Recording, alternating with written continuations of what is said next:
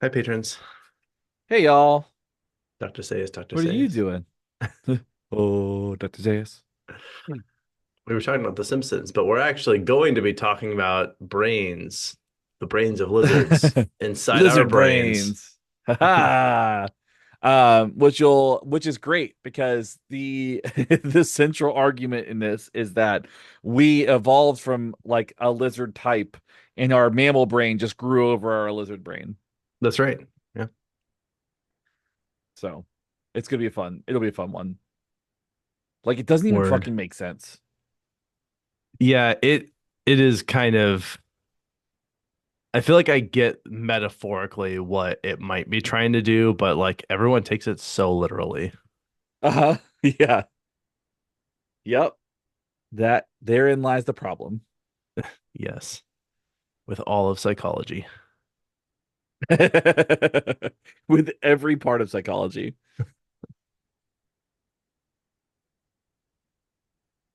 Oh man.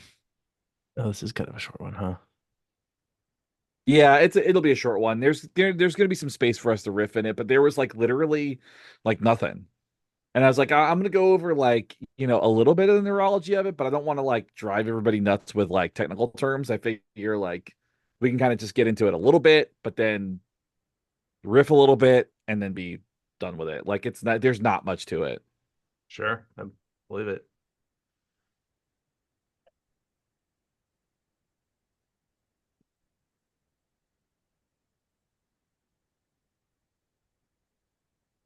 So it should be fun. And we're not talking about reptilians, which is a different thing and a conspiracy theory, which I love. Right. Um, do you quote Carl Sagan in this? Is he the guy? I don't quote him on it. He's into it. Like he does. I don't even really mention him because I was like, I don't know that we need to go that far, but Um, in his book Cosmos, he wrote we can this. if you want to. I found a really good quote. Um,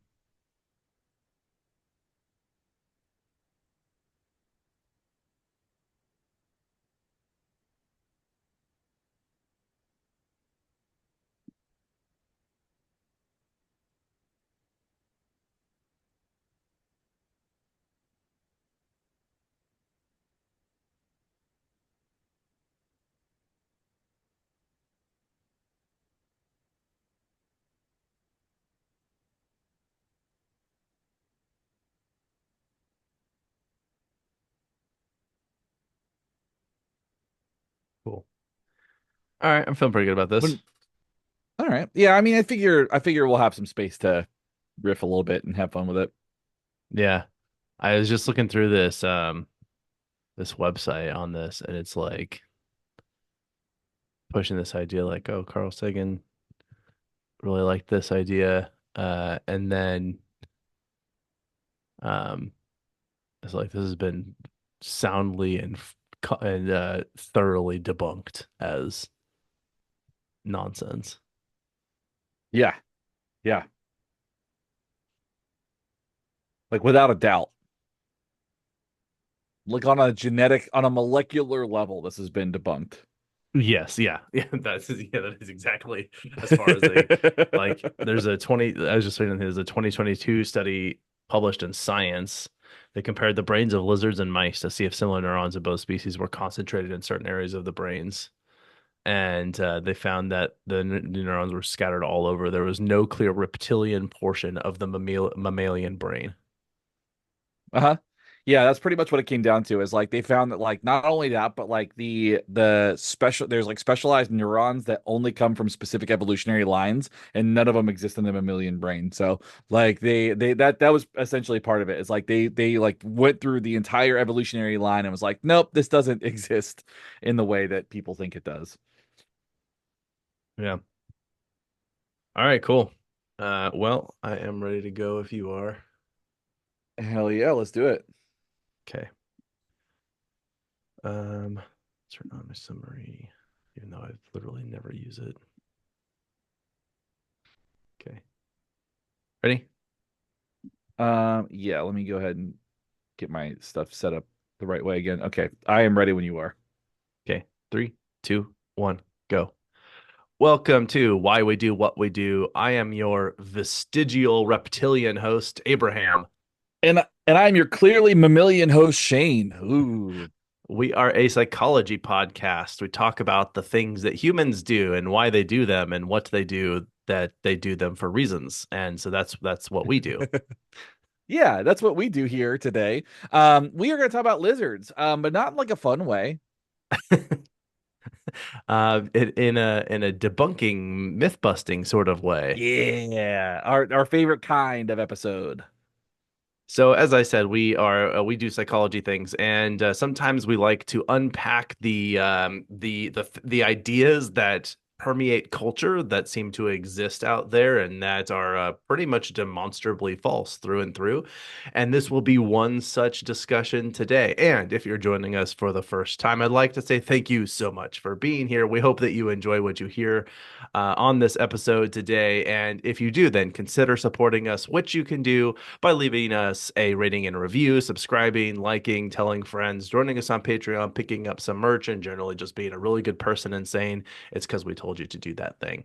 And also, if you're listening to this Yeah. on the day that it publishes, happy Disneyland's anniversary. Yeah, I mean, I like Disney. I'm a Disney guy, so For sure. I don't have any Disney tattoos, which is weird. I should probably remedy that. It's National Get that Hot fixed. Dog Day. Ugh. And it is National Peach Ice Cream Day. And, as you were just mentioning that you don't have any. So, Shane, most people don't just say, I don't have any Disney tattoos. It's because Shane has a lot of tattoos and none of them are Yes. Disney, despite enjoying Uh-huh. Disney. But because it is National Tattoo Day today, Shane, on the day this publishes, you can go get your first Disney tattoo. I probably should. I mean, I guess if you consider Star Wars Disney, then I technically have a Disney tattoo because it's Star Wars, but I don't feel like that's That's the same, fair. you know? Yeah. I mean, yeah, well, it's not original Disney IP for what it's worth. Yeah, exactly. Anyway, it's also Take Your Poet to Work Day. So if you own a poet, make sure you bring him to work or her to work or them to work. Also, turn yourself in for enslaving another human. Yeah. Um, it is a World Day for International Criminal Justice. Speaking of turning oneself in for doing crime. Yep. Yep. It is also World Emoji Day or a return to hieroglyphics. That's right. That's pretty good. And this is specifically the movie, right? The Emoji Movie. Yeah, It's yes, of course. With Sir Patrick Stewart as the poop emoji. Yes. correct. Yeah. Just making sure. It is Wrong Way Corrigan Day. I don't know what that means. Is Billy Nope. Corrigan? Yeah, Billy Corrigan. It's Yellow Pig Day, whatever that means too. Apparently, this has to do with prime numbers. Adding the first four prime numbers yields the fifth prime number, which is 17, and that has to do with yellow pigs for some reason. I didn't look too deeply Ugh, into it. That's as far as humans, I got. man. Humans, Yeah, that's all. anywhere we can find a pattern, we will impose meaning onto that pattern. Uh-huh. It is Coral Reef Awareness Week. This, I think, is very important. And Shane wants to become a coral reef one day. Yeah, I will be a coral reef one day. That's my goal. I Nice. mean, unless I'm incinerated by a meteor or something like that. Sure. Um, Or it's just by the also like the every weather in Florida. just by the weather in Florida. I mean, to be fair, I think there's enough moisture in the air that it would be hard for me to turn to ash here. Yeah. So I think it'd be It'd like be more like muck. yeah, more like a zombie. Leather. Yeah, it'd be gross. Yeah. By the way, if you're trying to survive a zombie apocalypse, Florida is not the place to go. Just so you all No, know. Um, no, it's not. it's gross. It's All already right. full of zombies. Yeah. No thanks. It's also Everybody Deserves a Massage Day, which is 100% true. I love that. Sure. It is Hemingway lookalike days Ugh. It's National Baby Food Week. for everybody. I Yeah. mean, Yeah. uh, Surprise. sure. Okay. Pass. It is National Ventriloquism Week. Yeah. Okay. It's the Perseid meteor showers days and weeks where there's some really cool stuff if you like space things. Oh, that's cool.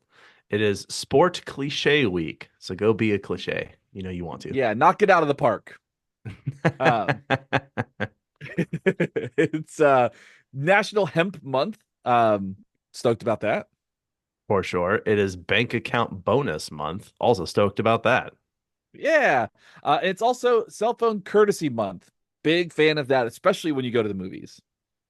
For what it's worth, it is also send an electronic greeting card day, which is funny because we actually just had like National Cards Day, like it was like Act of Random Cardness or something like that, or ARC, Yeah, um, yeah. something like that. And I was like, oh, you should send an e-card instead to save paper, and now there's a whole holiday for that. That's fun. Yeah. It's also National Lottery Day for those of you into gambling. We did a mini episode about that. You can go check out. Chances are you won't get anything, but hey, if you're having fun, spend those couple bucks. Why not? Yeah, get some scratchers. Get some scratchers. And then it's also Billy Lord's birthday. So happy birthday, Billy Lord. Yeah, happy birthday, Billy Lord. You're great. We're actually not talking about celebrities or sports or holidays or any of that nature. As we said, we're actually talking about our lizard brains. And this is a phrase that many of you will likely have heard in various aspects of life, I think. It's kind of hard to avoid at this point.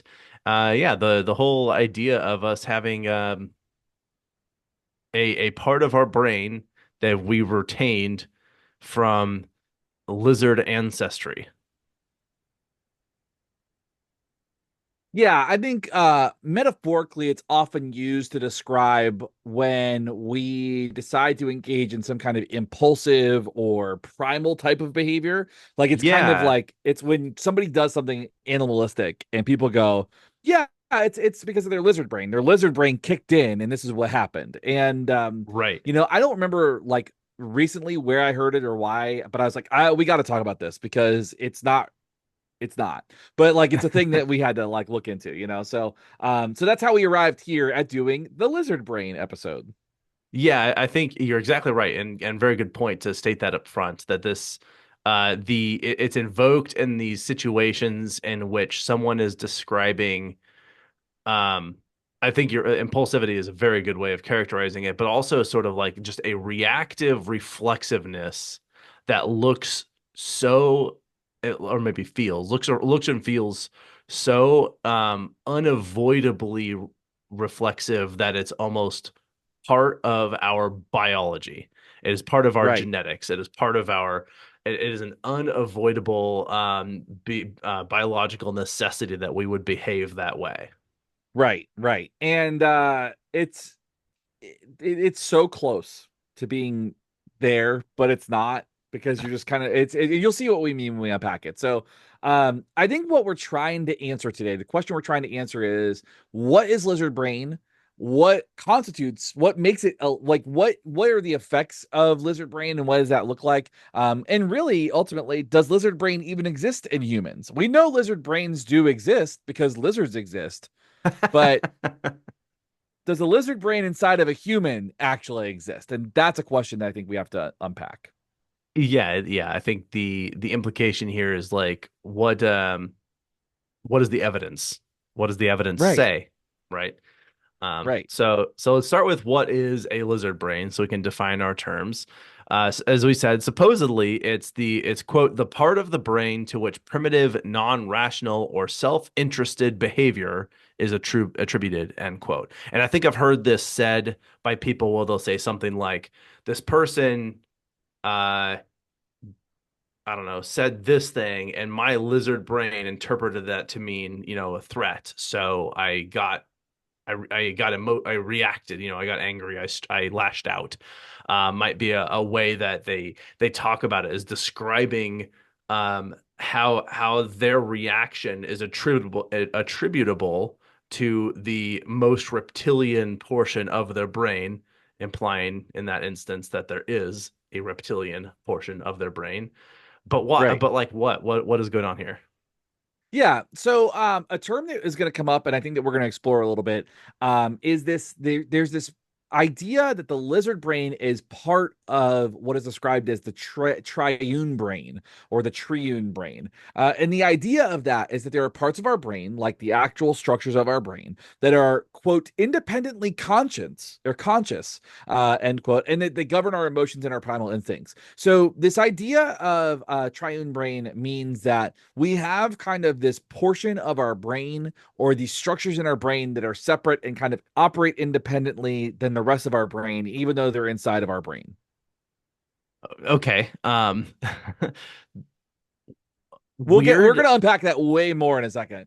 Yeah, so that definitely requires some unpacking, but I also think even metaphorically, I think people are talking about this in a sense of like in which it is whether or not it operates independently, it is a structure that underlies like fundamental scaffolding of our brain in such a way that the effects of it poke out in these instances that you said, the emotions and what you might call primal instincts, which is also a whole concept worth unpacking at some point.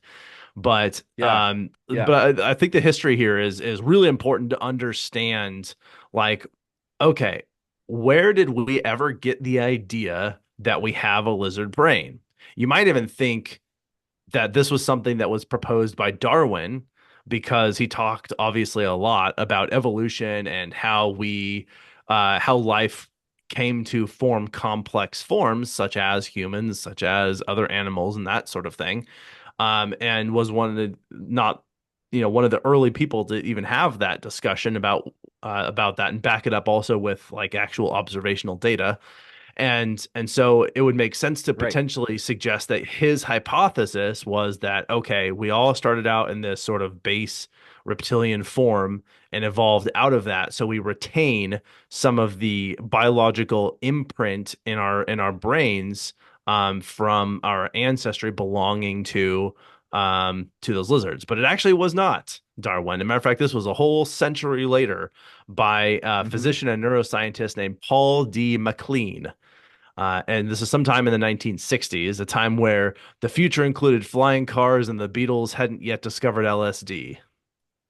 Yeah, what a time to be alive. So, and I think this is a really good point to kind of illustrate that what we are talking about here with this reptilian brain, this triune brain, and this is coming from a physician and a neuroscientist, is not he's not describing stuff metaphorically like it often gets used. He's actually, when we get into the triune brain, he's actually describing structures that say this is the reptilian brain part of your brain, and like that. So there is like this is not like id ego super ego stuff. Like this is him actually talking about like physical structures in the brain as being reptilian in nature. And you'll see kind of what we get into when we get into that. But let's talk about MacLean first. So MacLean was actually pretty accomplished. He was a professor at Yale Medical School, worked at the National Institute of Mental Health, which is interesting considering he thought we had three brains.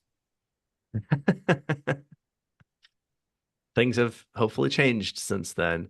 Yeah. Some other things, some of his other credentials, if you will, some what are they called? The things that you that decorate his walls at the office. Is he served as a medical officer. Beep. He served as a medical officer in World War II and worked at the University of Washington Medical School, Harvard Medical School, and Yale School of Medicine. So he not just Yale, but those other two as well. Yeah.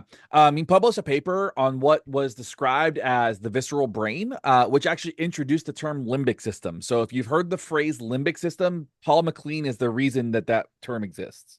It's interesting. That I definitely did not know prior to this episode. Yeah. He was awarded the Surprise. Distinguished Research Award of the Association for Research in Nervous and Mental Disease in 1964 and served as the chief of the Laboratory of Brain Evolution and Behavior with the National Institute of Mental Health. So he he was like in it. He was in it and like recognized for his accomplishments for his the roles that he had played in these various institutes and positions. Yeah, I mean, this guy has done the work. Like, it's not, this is not like somebody showing up out of the blue and then creating some procedure that doesn't make any sense, like, I don't know, facilitated communication or something. Like, it's, it shows up like we're talking about like actual accomplishments through neuroscience, through studies, running research labs, working for the National Institute of Mental Health. Like, I mean, this guy has done some work. Like, I couldn't really find a lot on his personal life, and so I'm not gonna begin to go down that path. But as far as like professional work goes, I think that he's done some pretty cool things. But the thing that he is often accredited like for, like, or the thing that he has done, he's credited for creating, is this reptilian brain. And through his study and the development of some of the stuff that he's worked on, he came up with this triune model, this triune brain model, which he was able to create as a pretty interesting concept within the world of neurology and psychology. But what does any of that mean? When we say triune brain, what does that mean? What at all are we talking about here? I move that quote down later. Yeah, no worries. They could probably fit under the reptilian complex section Okay. because he talks about or like at the end of that. I think that at the end of that section is good, actually. Never mind. Okay, That's cool. good. All right. So Yeah. All right. Beep. And I'm going to leave you on that cliffhanger and run some ads first. Nice. I like it. All right, you stuck around through those ads or skipped them maybe so that you could hear what the triune brain is, because we're going to do our best to unpack this model. And I will say, because we're going to say some stuff in here that probably sounds to our modern ears a little silly, and a lot of, well, maybe some of us, I don't know, we are definitely in a time of intellectual decline globally, but for some of us, this will Uh-huh. sound silly. Uh-huh. But I also think it is worth pointing out that many scientists who are very smart, very accomplished, and understood a lot about several parts of their respective fields in ways that were often that maybe felt retrospectively well ahead of their time, who also held very silly pseudoscientific ideas about things because they just didn't know better. They're like some people, what is now settled science was at the time just a hypothesis. Right. And so multiple hypotheses existed that seemed like there was sufficient evidence to suggest that any one of them could be the right direction. And we look back on some of them that were not the right direction, then think, how did you ever believe that? But it's because we know better now. Like that's information that we learn in grade school, and so we sort of carry it with us. And so just trying to give a little bit of cushion, like as you said, he was a guy who was like in a position of power in the 1960s. He was probably a piece of shit, but who knows? Maybe he was a good guy. But just trying to couch, I think, the theory here or the hypothesis here inside of that context of understanding that we're fallible and we just don't know what we don't know in these particular points in history. Yeah, and I think that's an excellent point. I think that's what happens with science, right? Science is full of hypotheses, and eventually they get pruned away depending on what we discover and what we refute, right? Like, and then that's just ultimately what happens. And this is one of those ones that when it first came up, it was fine to study, and they started studying the neuroscience of it, and then it eventually got pruned away by new information, right? New stuff, and like you'll see when we get into some of the stuff later that like this wasn't really debunked fully until like 2 years ago. So we'll get into some of that. So now in order to understand what we're talking about here, and in order to understand what reptilian brain, lizard brain is, we have to understand where it fits in the model developed by Dr. MacLean. So the origin of the lizard brain is directly tied to the model of the triune brain. And for those of you who are wordsmiths out there, I've said the word triune brain a few times. Tri comes from the Latin meaning three, and une or un comes from the Latin unus, meaning one or unique. So effectively, the word triune means three in one. That's a good bargain. I think so, right? Especially Yeah. for brains. Yes. Um, okay, so essentially the idea here of this triune brain is that there are three distinct complexes that are related to those above, those previously mentioned emotions and primal instincts that we've talked about. So we're going to go over each one in a little more detail. So the three complexes that are hypothesized to exist actually exist as physical structures in every human being's brain is the reptilian complex, the paleo-mammalian complex, and the neo-mammalian complex. And so we'll start with the reptilian complex. Yeah, the reptilian complex is the name given to the basal ganglia. So in some models, this falls within the descriptions of the limbic system as well, and so we'll talk a little bit about that later. But basically, what the basal ganglia does, it is thought that it is responsible for how we make choices, but also aids in motor and premotor cortical areas of the brain. So basically, what this does is it makes our movements, it makes us allows us to make choices about our movements, choices about our actions, change our behavior based on circumstances, and helps with kind of the fluidity of our movement and like kind of how we are basically responsible for like the outward behavior that we engage in. Like our reactions are all controlled supposedly by the basal ganglia. Okay. And then there is the paleomammalian complex, and this is the name given to a group of structures that include the septum, amygdala, hypothalamus, hippocampal complex, and cingulate cortex. I should have put a trigger warning at the top of this episode that we were going to be throwing some jargon at you in Uh-huh. large gobs. So this is the most gobby part of it, though. So once we're through this, there will be less. Yeah. Anyway, as we were saying, that this group of structures is what he described as the limbic system. So they're both part of the limbic system. Well, so there are some. So it's interesting. So everything that was described in the paleomammalian complex, the septum, the amygdala, the hypothalamus, like all that stuff is described as part of the limbic system. But on some resources I found, it also included the basal ganglia as part of the limbic system, and some it did not include that. So there is like some. I think there might be some discourse around that, but I'm not quite sure. It was hard to pin down.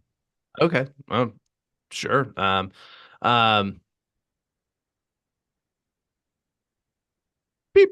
I guess I feel like I should know the limbic system better, but I'm not in the neurology portion of things and have a maybe somewhat controversial view about the relative role of the geography of the brain and how it contributes to learning. So, Yeah. Yeah, we've got some biases over here, I think. yeah. Anyway, so these structures that I mentioned with the hypothalamus and amygdala and all that are said to be responsible for things such as motivation, emotions, uh, emotion, and behaviors like feeding, reproducing, and parental behavior. And as I said, this is the paleo mammalian complex. This is the idea behind what those structures are.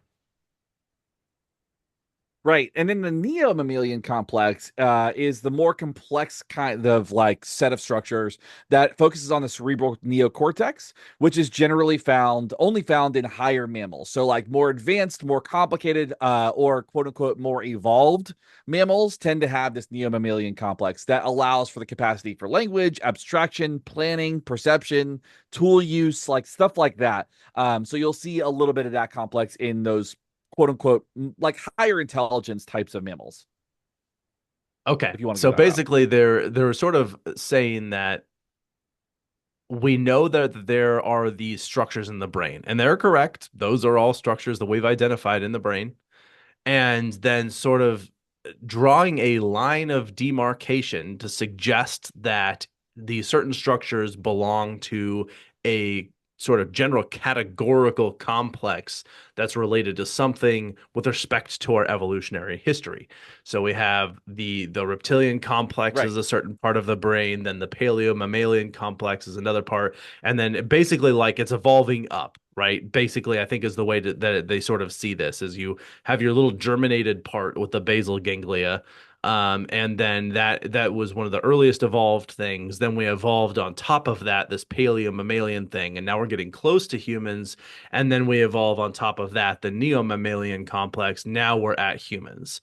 And so now we've arrived Yeah. at the pinnacle of evolution, if you will, because our brains just keep evolving these new layers to make them better and better. So that I think is sort of the underlying idea behind Yes. understanding the sort of vestigial primal older parts of our brain that, as I said, are still detectable in our reactive, emotive responses to environmental cues, stimuli, and situations. Yeah, absolutely. I think you nailed that. And I think another thing too, because I think when people hear the word complex and when they hear it in the frame of psychology, I think people tend to think like mental health disorders or illness and stuff like that, like somebody's got a complex, you know.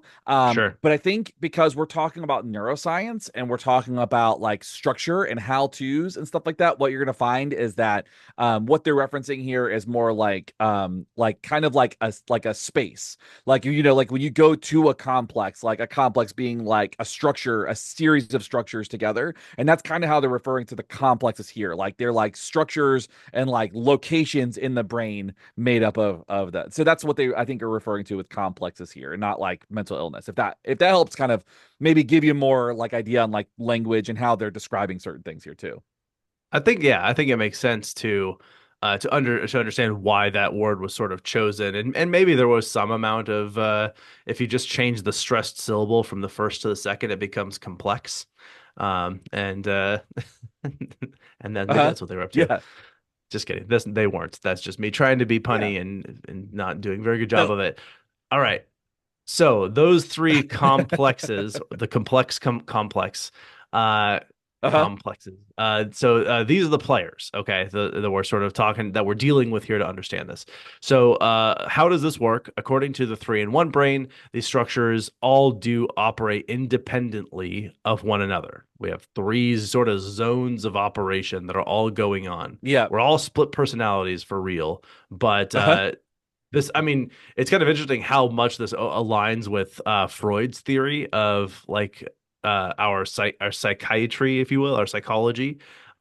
Because he also had the Uh-huh. sort of three sections, and he also had like here's the fully submerged section that we don't really see, but it influences nonetheless, and that's the reptilian part, the part that sort of emerges, but most of it's still submerged, and that's the paleo mammalian part, and then the part that's fully out of the water, if you will, using the iceberg metaphor, and that's the neomammalian.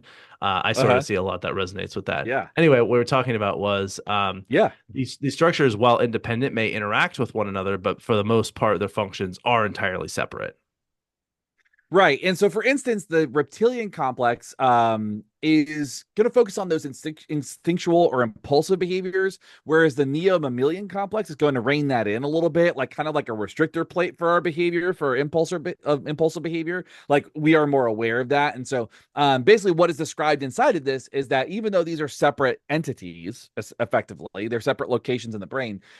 These two, the neo mammalian and the reptilian complexes, are kind of always at odds inside of our brain because our reptilian brain is going like impulse, impulse, impulse, survival, survival, survival, and then the neo mammalians going, no, it's okay, we got this. Let me language around this, and they kind of like go back and forth a little bit, supposedly.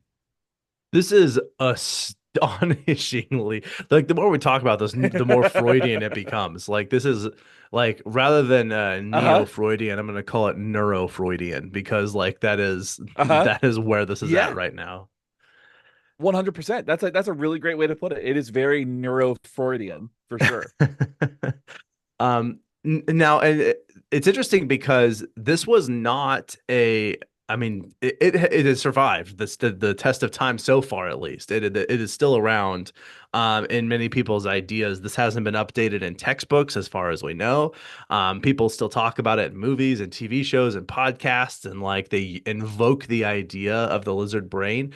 And this was endorsed by other very smart, very well-known scientists. Carl Sagan famously wrote about this in his book Cosmos, stating declaratively and definitively, quote, deep inside the skull of every one of us, there is something like a brain of a crocodile. Surrounding the R complex is the limbic system or mammalian brain, which evolved tens of millions of years ago and ancestors who are mammal, but not yet primates. It is a major source of our moods and emotions and our concern and care for the young. And finally, on the outside, living in uneasy truce with the more primitive brains beneath, is the cerebral cortex. Civilization is a product of the cerebral cortex. End quote. So he really did. endorse and seem to believe this idea that our brain just sort of evolved layers like an onion, and but nevertheless retained the Yeah. reptilian structure and origins of our humble beginnings as sea creatures that eventually wandered onto land. Yeah, I mean, it's I think it's a useful way, like a useful metaphor to describe why we still have like things like we need to eat, we need to sleep, we need to do those things, right? Like I think that gives Sure. Oh like some yeah, like ideas of that's great. like I think it makes sense, right? Like so from an evolutionary standpoint, we evolved to do X, Y, and Z. So like that is, you know, like because you'll hear people talk about like uh genetics that are like ancestral like behavior, like you'll hear those types of things, right? So I think it is useful to understand that like we as an evolved organism have evolved over centuries, millennia, you know, millions of years to do the things that we do. And so there is going to be leftover debris from like times where we were hunter gatherers or survivalists and stuff like that. So like it understand like I understand where they're coming from, but at the Sure. end of the day, the question I'm left with is, but aren't we mammals? Um, sort of. I mean, depending on where you're coming from on this. And Yeah. I will answer that question after we demonstrate how much we have devolved, and that is with ads. I was hoping that we were gonna get there. Like that was perfect. Yeah. Um, it wasn't my strongest, but it's all Ah, listen, we have devolved. right. Beep.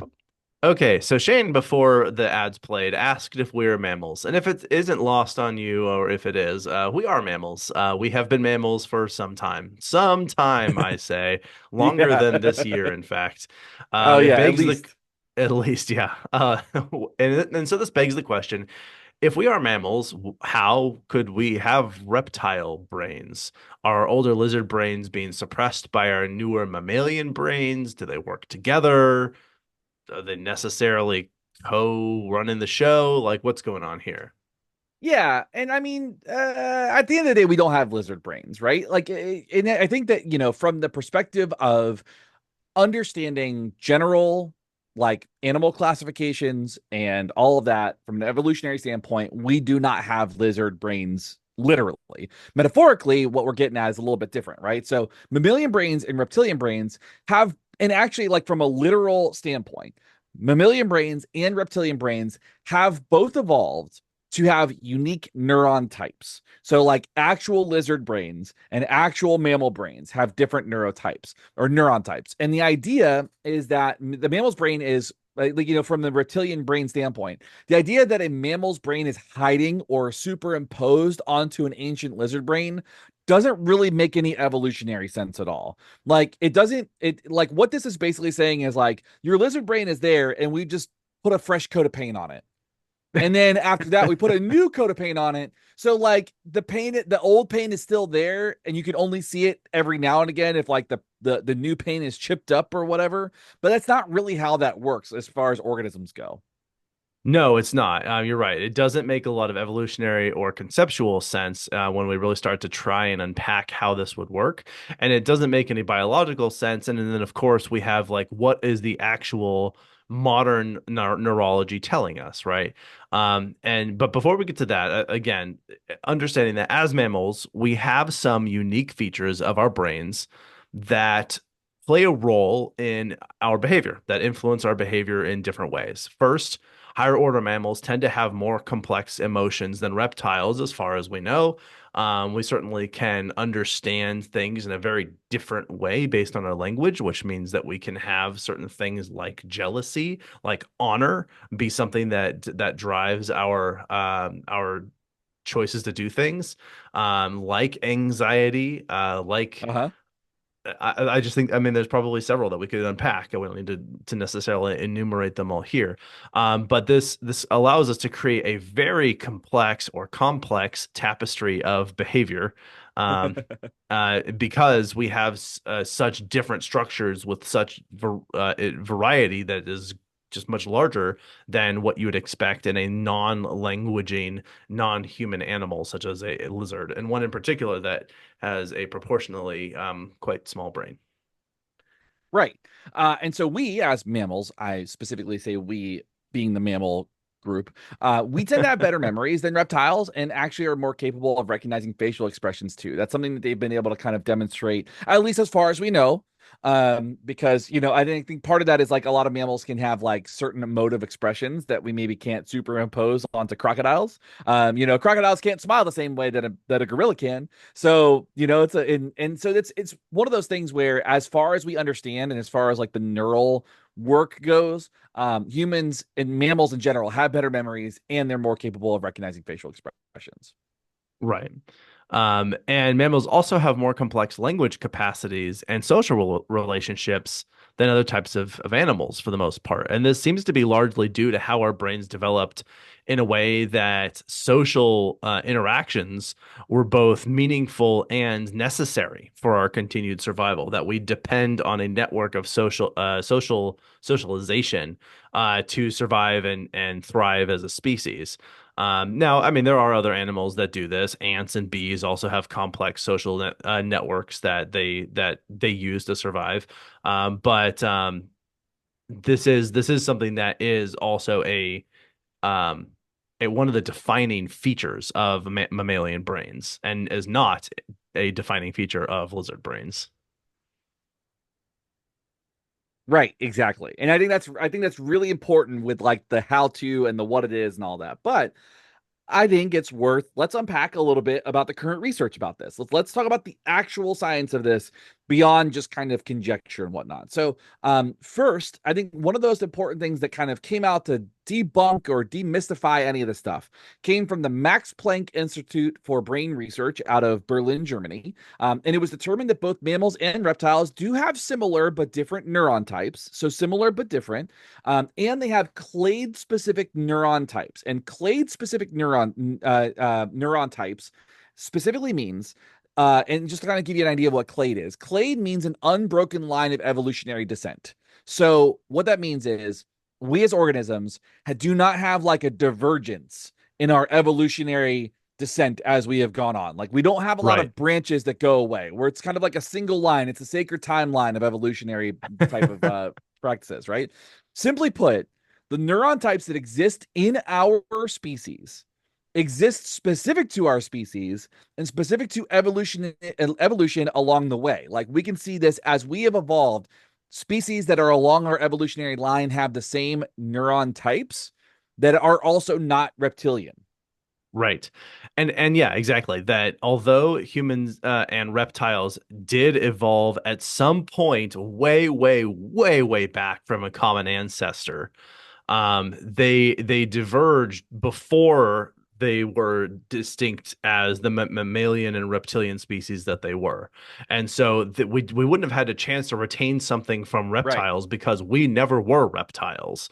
And reptile just in the same way that reptiles right. were never humans. And there was actually a good quote that I found that just sort of talks about how these things evolve.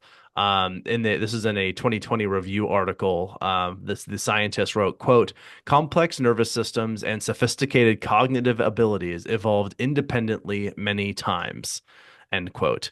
And again, they're sort of showing that the over history that the evolution that it takes, it has formed as part of the evolutionary trajectory for that species, and that becomes uniquely identified with that species.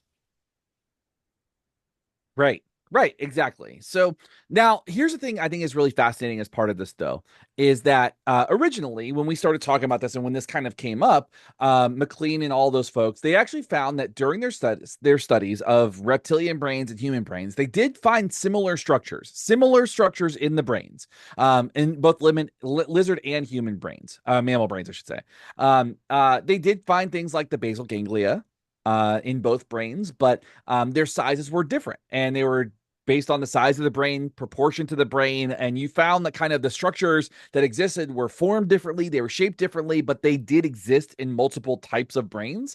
And that I think lends itself to kind of going, well, lizards do this and we have this thing, so we must do this thing because we also have lizard brains. Like that's kind of, I could see that jump in logic. Yes, I understand. And I think it is also worth pointing out that like most land-based or ocean-based or wherever their particular ecosystem is, that they developed similar biology across the board, meaning that like we have lungs and lizards have lungs. Also fish have lungs. We also Right. all have eyes. We all have something for detecting sound. We all have mouth. We all have stomachs.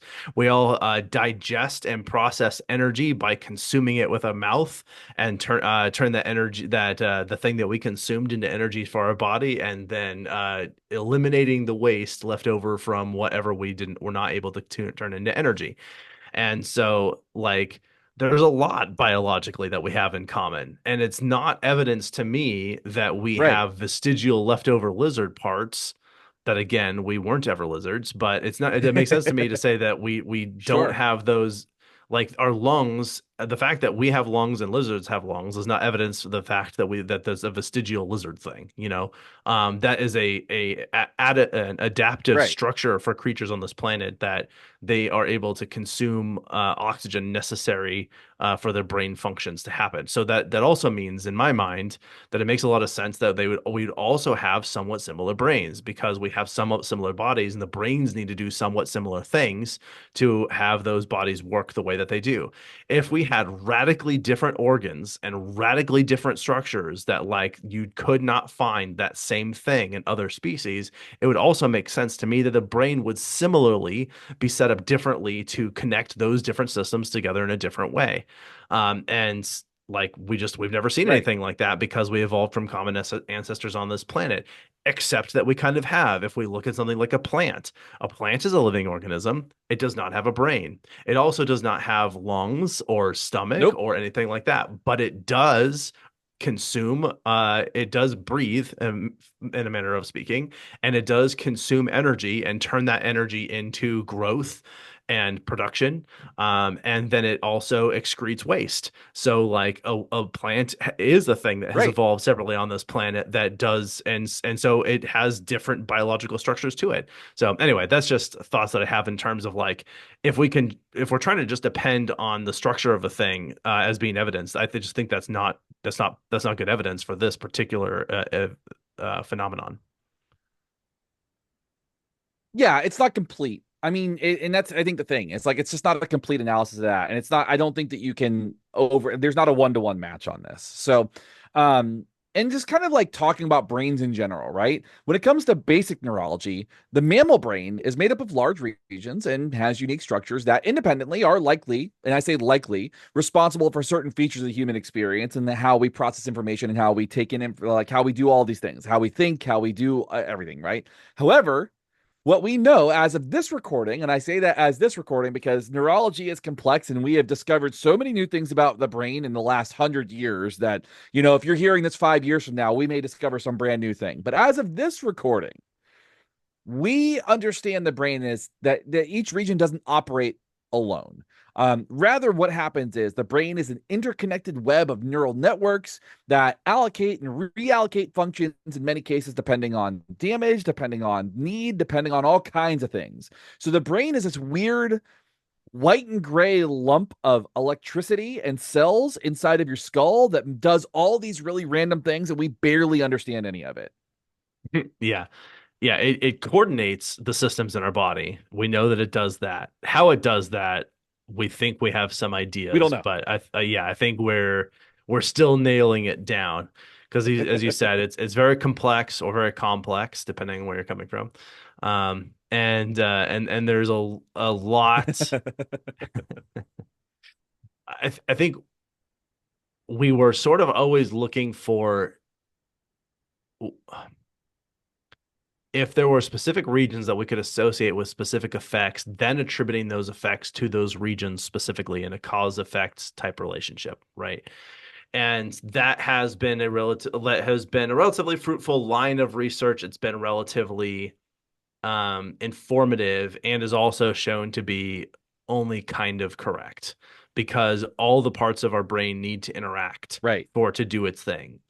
So anyway, as you said, uh, the idea here is just this: we can't have totally independent brains operating. That doesn't make sense. Our brain only works because of its interconnectedness. If it wasn't that they were all working together all the time, Right. then it would be a much less useful organ than it currently is, which is to say it's pretty useful. I think I appreciate my brain. Right. I also appreciate my spleen and my Yeah, kidneys and I my love my liver. brain. Yeah. Yeah, I'd like to keep all of them while I'm alive. When I've passed, you can have them, but like, while I'm alive, I'd like to keep them. But like, I Yes. think it's also important to point out too, and as we said this before, what's important and what's unique and interesting about our brains is that they are uniquely human because of our evolutionary line, right? Like they are not reptilian. They are uniquely human based on how we as a species have developed over the millennia and the millions of years that we have evolved, right? Like our brains are uniquely ours based on our evolutionary line. Now, I think so. We were talking about, we've been unpacking the science here. We've been trying to show like the studies have more or less debunked this idea of there being a reptilian brain. And we've talked about this evolutionary line and others. And you had mentioned that like we weren't as confident about this until 2 years ago. And yeah, there was an important study published in Yeah. 2022 in the journal Science. And so I think if we wanted to try and study this and make some really clear determination about the relative section of the brain that could be considered reptilian, one thing that we might look at where similar neurons are concentrated in areas of the brain between reptiles and mammals.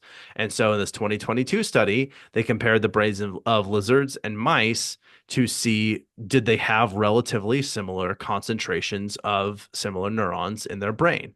Um, and that would be what the triune hypothesis would suggest, is that those should be concentrated in similar Right. places in the brain.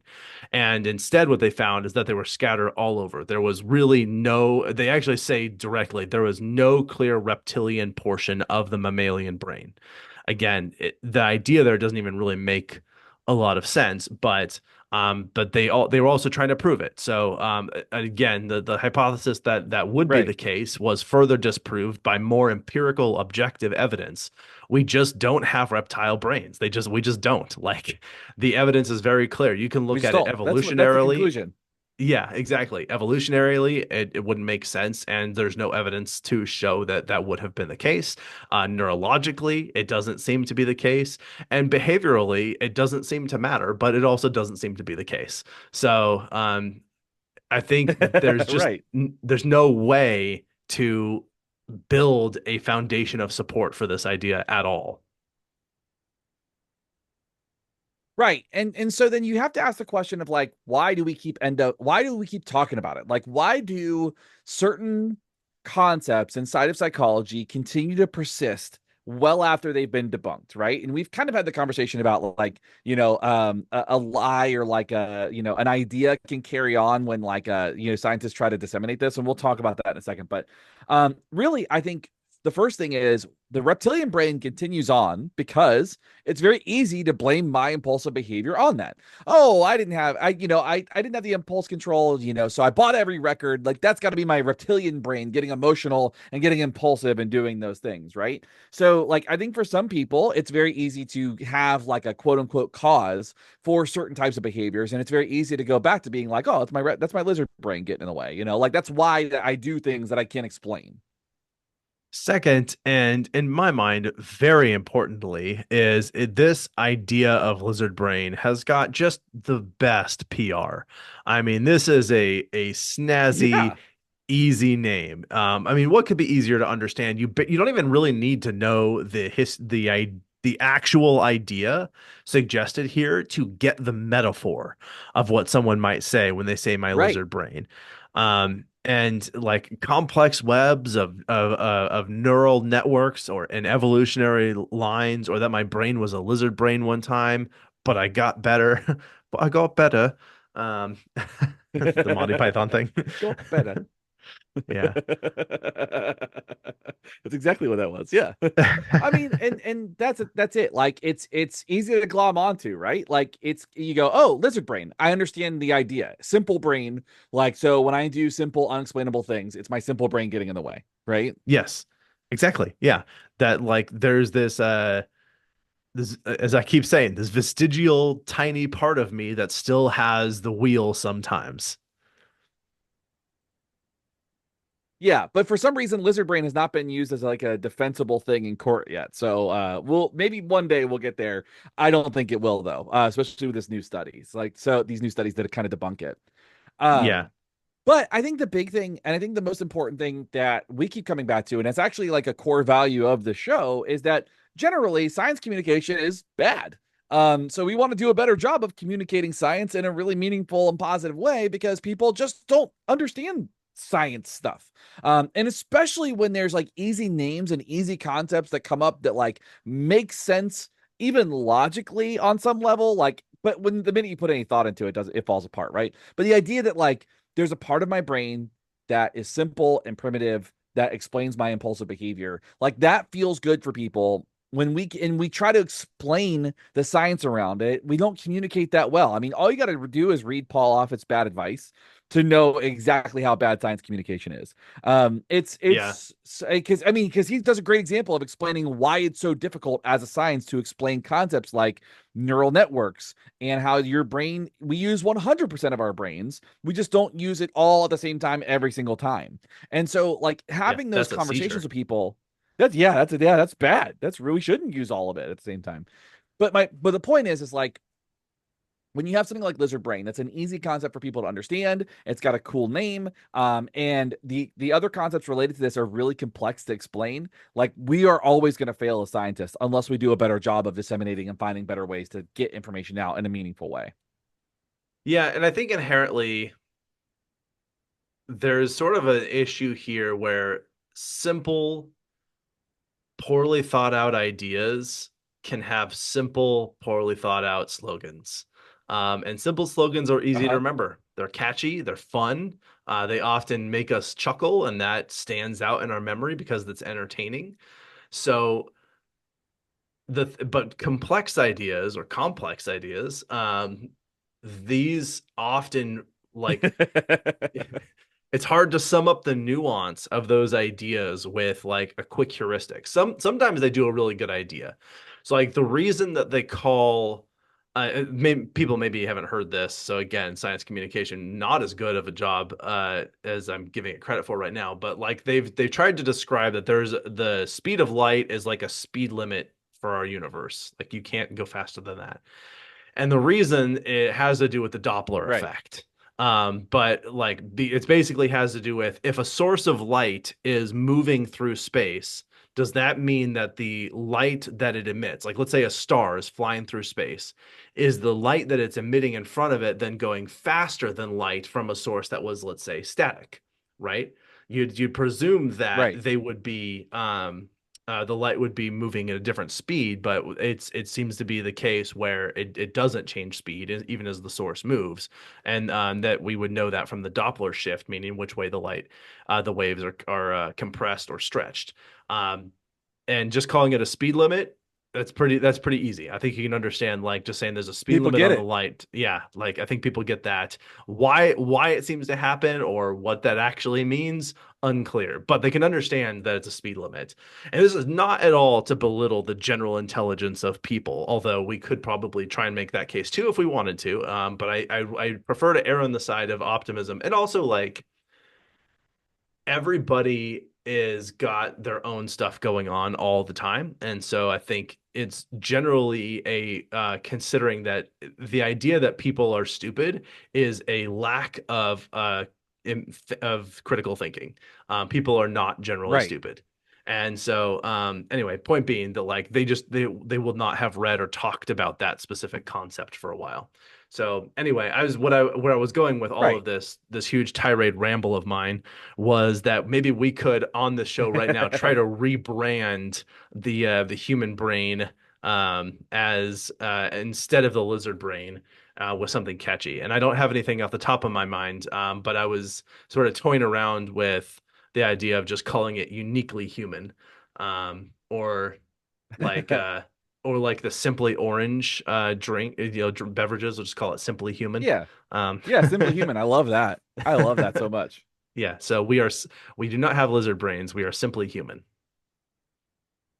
And that's really truly what it comes down to, is our brains are so unique because of how it's evolved.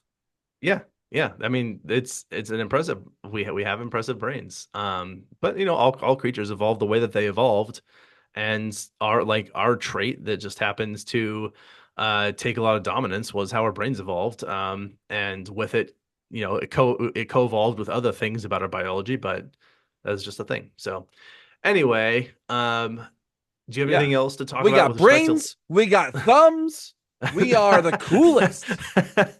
this has kind of been the year for celebrating our the unique evolutionary history of humans, hasn't it been?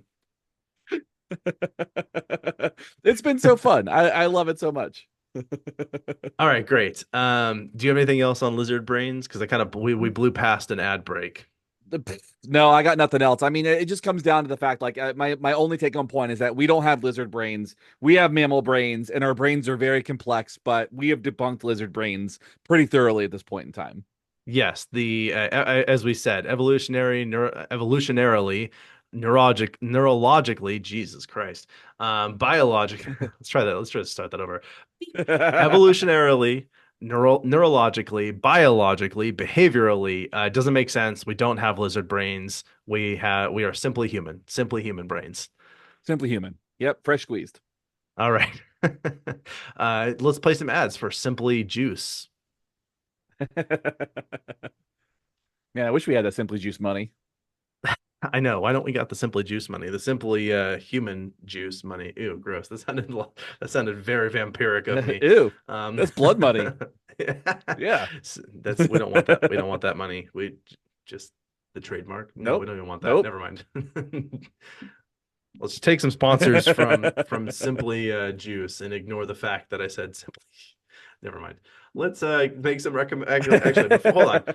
I was going to say make some recommendations, but we've got other things to do first, which is to give credit where credit is due, which is to say that if you would like to support the Yes. show, if you liked our weird, rambly, jokey style of trying to explain these topics and debunk myths and that sort of thing, then we love you for loving it. And we can all love each other together by Jesus, I'm doing so bad with the euphemisms today.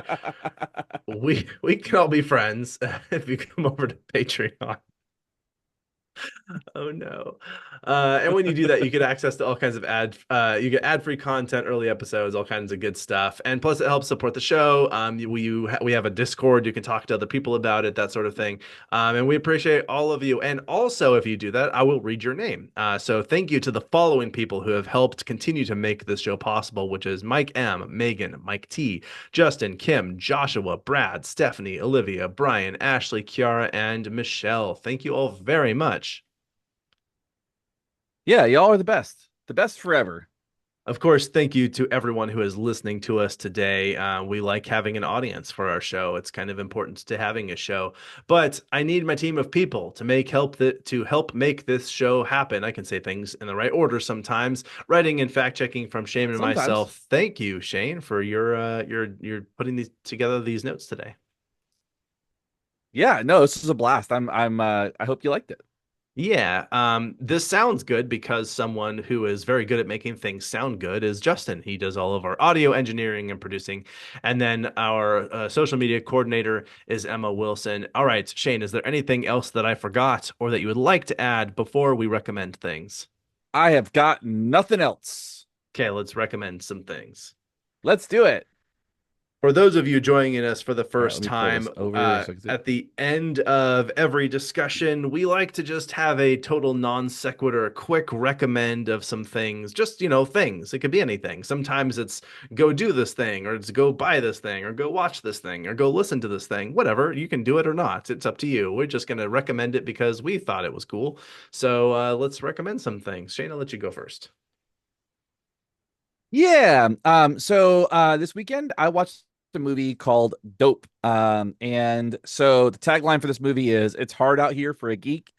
And this movie is about the main character is a young black man living in Inglewood, in an area of Inglewood called the Bottoms. And he is obsessed with 90s culture, like 90s hip hop culture. So he's got like a flat top, he wears like 90s clothes, but he is living in like modern LA.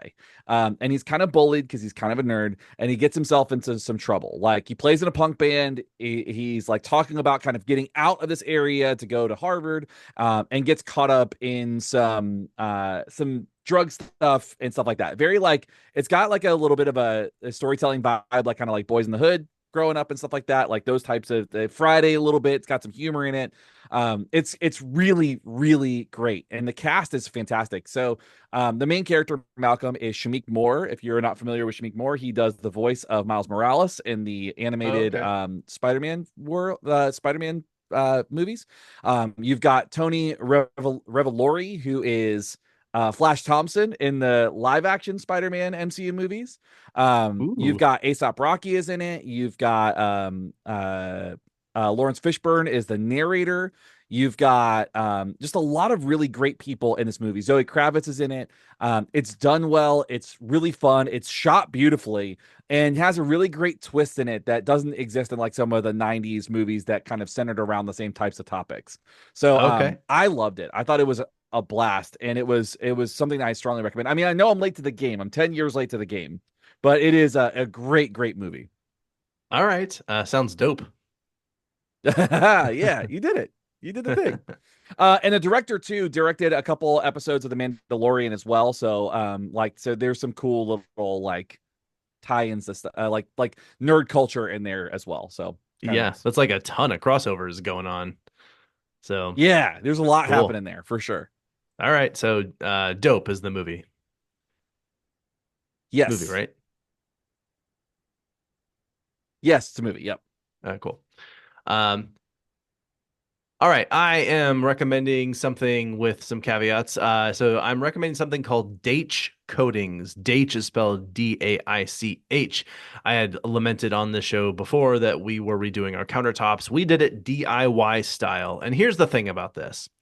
I'm going to say a number right now that is wrong. It's probably wrong and off by a lot, but let's say you wanted to redo your kitchen and get new countertops. I'm going to estimate that they're going to quote you something like $200,000. May as well buy a new house. That Yeah, number is sure. wrong, but the thing is, it is going to cost you an absurd amount of money, like definitely enough to buy a new car, maybe two new cars, amounts of money, but like an absurd amount of money to do something like just getting your counters redone. If instead you are a fan of not spending huge sums of money in that way, you can do it yourself. And when we use this stuff, it does. You basically you kind of paint it on as a way of thinking about it, but you're like applying a coating to it, and that will form some type of countertop. And so the one that we got looks like quartz, but they have others that are available. And you just order a kit it has a certain amount of square footage that it will cover, so you just get as much as you need to cover the surface that you are applying this to, and you can redo your own countertops. And I will say that relative to like probably sourcing the raw materials, cutting and polishing new counters and having them installed, it is easier, but I'm not sure I would call it easy. It's not easy like opening a can of soda easy. It's not easy even like building a shed easy. Actually, it's probably similar to that. Sure. But it's not easy, but it's also like it's not as hard as something like this definitely could be, whereas someone who has no skills with construction whatsoever would look at their counters and say, there's no way I'm going to be able to do this myself. With the Dage coating, you can. They have something called Lux Rock, and it's a few $100s. So it's really a fraction of a percent of the price that you would pay to have it done otherwise. So it is not for the faint of heart. I recommend if you're gonna do it, like you give yourself probably a week off of work to deal with it, or at least don't have any plans for a week, and really dedicate your time to it. Sure. And because it takes, depending on how much surface you're doing, it takes a while. Mostly it's because you have to have like a 24-hour drying period for some of the coats. And so it's like you do a coat and it's like you just can't use Sure. your kitchen for a day before you do the next thing. And then you can't use your kitchen for another day, right? So if you can stand to not have your Right. kitchen for a couple of days, and like eat out for every meal, you technically could get it done in probably 3.5 days if you're like really on top of it. But it's just steps. Like it takes a while to apply it, to clean it, to sand it, to prep it, all of that. So like there are things. So anyway, that was a really, really, really long description of this. Long story short, too long, don't read, way too late for all of that. It is a DIY way of doing your own countertops, and the final product is incredibly good. Like it is really looks remarkably authentic and genuine. And regardless of whether it is actual real quartz or whatever, it gets the job done and looks nice. So who cares? Right. That's all that matters. Yeah. All right. Well, that's way more than I needed to talk about this particular product. But if you would like to tell us about your lizard brain or your lack thereof, or anything about countertops or dope, feel free to reach out to us. You can email us directly at info@wwd.podcast.com. As I said, you can also join us on the social media things and Patreon. And I think that's all that I have. So anything else before we let everyone go, Shane? Nope, I got nothing else. All right. Thanks for listening. This is Abraham. And it's a shame. We're out. See ya. Sweet. That was fun. All That right. went really well. Yeah, I thought that was a fun one. I thought it was interesting because it was like so like, oh, there's literally everything is debunking this. Right. Yeah.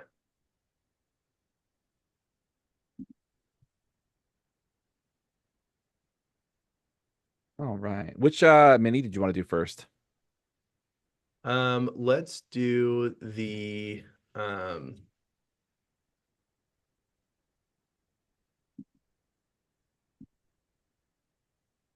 okay. Um what did I do? I did the temporary insanity and then the not temporary insanity one. How's my driving? Yes, that one. Thank you.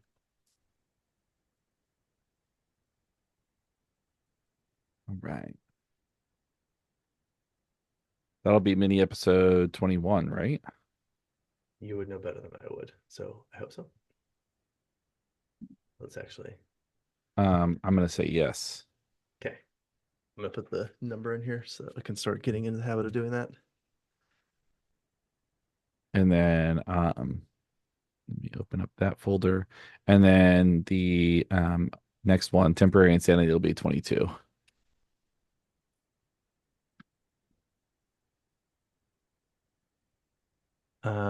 Sweet. That sounds all correct to me. Groovy. All right.